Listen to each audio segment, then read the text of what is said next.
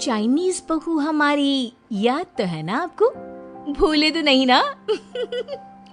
हाँ भाई, थोड़ी देर में ही सही, लेकिन चाइनीज बहू की कहानी आ ही गई। क्या हो रहा है ये देश में? चाइना ने तो आतंक ही मचा रखा है। अरे क्या हो गया, क्यों चाइना को कोसता रहता है? भूल मत, तेरी ससुराल चाइना की ही है। हाँ माँ, पर ये देखना, लड़ाई झगड़े, ये बीमारी, ऊपर से ये देश कितना चालाक है, अंदर न जाने क्या क्या करता रहता है। तभी अंदर से बहू की चिल्लाने की आवाज आती है। अरे क्या हो गया बहू, क्यों चिल्ला रही है? माँ जी, ये देखिए, ये रूस ने यूक्रेन की हालत क्या कर दी है। ऊपर से चाइना में 2 बड़ा लॉकडाउन लग गया है। माँ जी, अब क्या किया जाए? अरे तो तुम लोगों को क्या परेशानी हो रही है, मैं तो यही नहीं समझ पा रही हूँ। वो क्या है ना माँ, हम लोग चाइना जाने की सोच रहे थे, सांगसू के भाई की शादी है। तो क्या? अरे कौन सा उन लोगों के यहाँ भाई घोड़ी चढ़ता है जो बहन काजल लगाकर नेक लगी? माँ जी, उसकी आंखें बहुत छोटी छोटी है, उसमें या तो पुतली रह सकती है या काजल। साले की पुतली निकाल कर काजल लगा दो, अंधा कहीं का। क्या क्या बोले तुम मेरे भाई के बारे में? अरे नहीं नहीं बहू, वो तो बोल रहा था कि तुझे नेग मिल जाएगा। हैं, बहन है ना तू उसकी। नहीं नहीं माँ जी, मैं सब समझती, ये मेरे भाई का मजाक बनाते रहते। कितना सीधा है मेरा भाई, बिल्कुल छिपकली जैसा। नहीं नहीं बहू, सीधा गाय जैसा होता है। सही पकड़े हैं माँ जी। हाँ, तो मेरे भाई की शादी है, मैं चाइना जरूर जाऊंगी। तभी एक पड़ोसन आ जाती है। अरे नहीं नहीं बहू, तू कहीं ना जा, हम लोगों का मन कैसे लगेगा तेरे बिना। ले बहू, तेरे भाई के लिए ये शॉल रख ले, हमारी तरफ से गिफ्ट कर देना। अरे सब कितने अच्छे हैं, मेरी चाइनीज बहू को कितने प्यार से तुम लोगों ने एक्सेप्ट कर लिया। सच में बड़ी भाग्यशाली हूँ मैं। कैसी बात कर रही है? ये तो हम लोगों के देश की एक खूबसूरती है कि हर किसी को दिल से अपना लेते हैं, बस वो भी दिल से हमें अपना समझे। कैसी बात कर रही है आंटी जी? मेरे लिए आप सब सासू माँ जैसी ही हैं। मुझे भारत बहुत अच्छा लगता है, ये सबसे अच्छा देश है, मेरा भारत महान। वैसे भी लड़के की शादी जहाँ होती है वो तो वहीं की हो जाती है ना। जीती रे बहू, सही बोल रही है।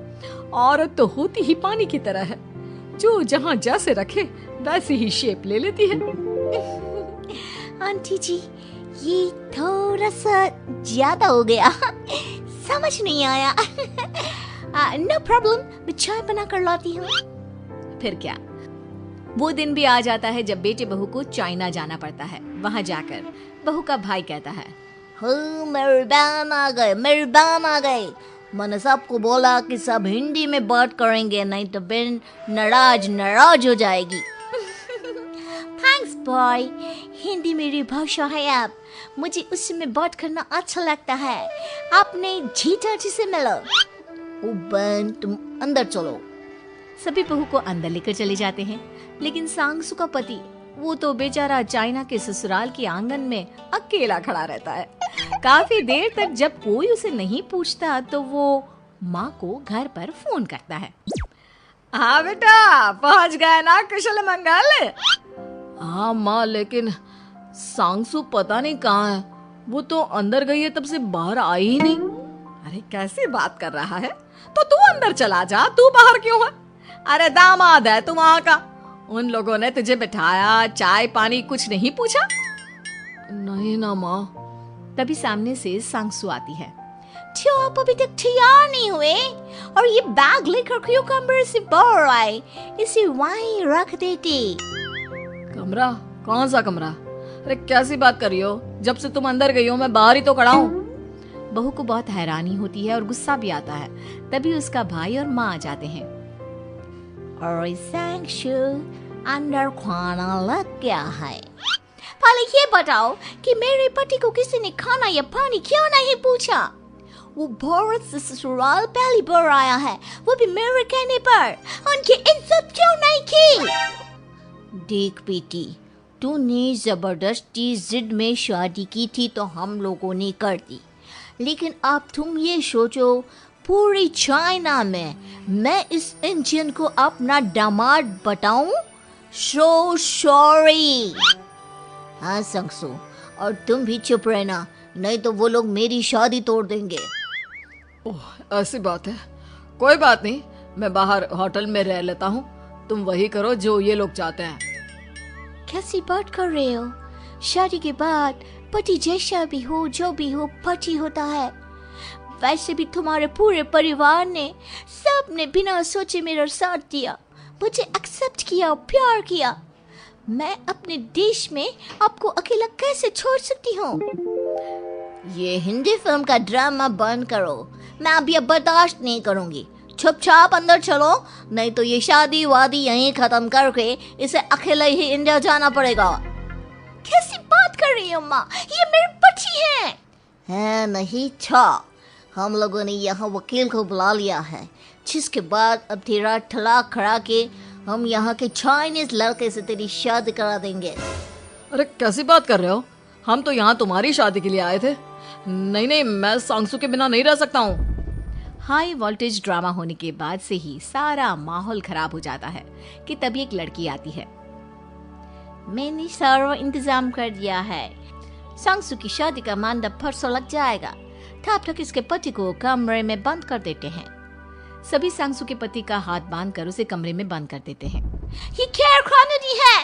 आप लोग मेरे पति के साथ ऐसा नहीं कर सकते हैं। मैं किसी से शादी नहीं करूंगी, ये साफ बात है। पहले मैं अपनी शादी करूं, फिर तेरी भी शादी करवा दूंगा। सब कुछ तय हो जाता है, भाई की शादी हो जाती है। फिर वो दिन भी आ जाता है जब सांगसू की शादी वो लोग जबरदस्ती करने के लिए उसे मंडप पर ले जाते हैं। ऐसा मत करो, ये मेरी बीवी है। मैं किसी से शादी नहीं करूंगी। कैसे नहीं करेगी शादी? शादी तो तेरा बाप भी करेगा। हो, मैं करूंगा शादी। प्लीज कोई मेरी शादी किसी अच्छा औरत से करवा दे। चुप, बिल्कुल चुप। फिर माँ सांगसू और उसके पति से कहती है, तुम लोगों का बच्चा मेरी कैद में है। अगर तुम लोगों ने कोई भी होशियारी की तो मैं इस बच्चे को मार दूंगी। दोनों माँ का रूप देखकर हैरान हो जाते हैं। बच्चे की खातिर दोनों शांत हो जाते हैं और शादी की रस्में शुरू हो जाती है कि तभी सांगसू की सास पुलिस के साथ आ जाती है। माँ, सरसू माँ आ गई, मेरी माँ आ गई। माँ प्लीज हम लोगों को बचाकर वापस ले चलो। पुलिस सभी को गिरफ्तार कर लेती है। बेटी के बच्चे को मारने की धमकी तो कोई चुड़ैल ही दे सकती है। अरे तो ये चुड़ैल ही तो है। ये सही बोल रहे हैं, ये औरत किसी चुड़ैल से कम नहीं है। तभी उन लोगों का बच्चा भी आकर सांगसू के गले लग जाता है। माँ, तू सही समय पर आ गई, लेकिन तुझे कैसे पता चला कि यहाँ ये सब हो रहा है? बेटा, ये चाइनीज लोग ना होते ही धोखेबाज हैं। इन लोगों पर मुझे भरोसा नहीं था, इसलिए मैंने तेरे फोन को हमेशा के लिए मेरे फोन से अटैच कर दिया था, जिससे तेरे आसपास होने वाली सारी बात मैं सुनती रहूं। उस दिन भी मेरी तेरी बात हो रही थी तो तेरा फोन ऑन था, मैं सब समझ गई थी। मुझे माफ कर दो। नहीं, बिल्कुल नहीं। चलिए माँ जी, इंडिया वापस चलते हैं। आज के बाद मैं यहाँ कभी नहीं आऊंगी।